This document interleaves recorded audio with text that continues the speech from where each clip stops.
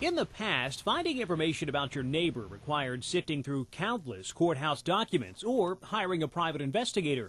Those days may be numbered, as public records with data many perceive to be private available with just a few clicks. A lot of things have gone paperless and are being posted on the internet. Using sites containing public records online, we easily uncovered information about several News 12 employees and local dignitaries. For example, tax records showed Chattanooga Mayor Ron Littlefield's home appraises for about $130,000. And several of his neighbors contributed money to the Democratic National Committee in the last presidential election. We also found the true birth date for our beloved Luther and a complete address history for John Mercer. Not much is protected anymore. You have a few things like health records that are still protected information. Mary Mae Williamson runs a Chattanooga-based company that checks the background of applicants for prospective employers. She agreed to search for public records on two willing volunteers, Stephanie Shankles and Shannon Leith. Shannon, have we ever met before today? No. With little more than a name and birth date, application researchers discovered Shannon's address history, her husband's employer, and her participation in community groups like Upward Bound. You know, the thing that surprises me most that's on there is like the Upward, because that was a few years ago that I did that, and I don't guess I realized that my name would have shown up.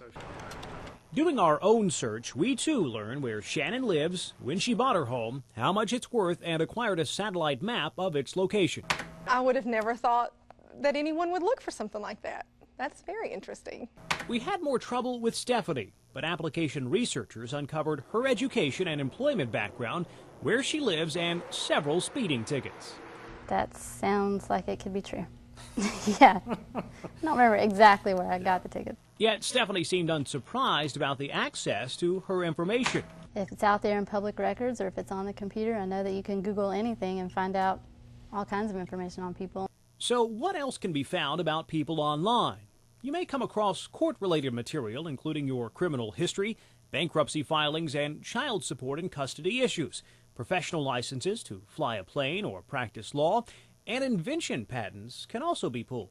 I think there's still a large contingent of individuals out there who are not aware of what is out there on the internet.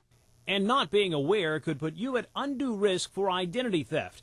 Aside from public records, many people now post resumes online featuring detailed personal information, educational attainment, and work history. I only want them to know my name, my address, or, how they may contact me. And thieves may do more than snipe your resume info. The FBI confirms some criminals pose as potential employers and send emails to applicants asking for more information.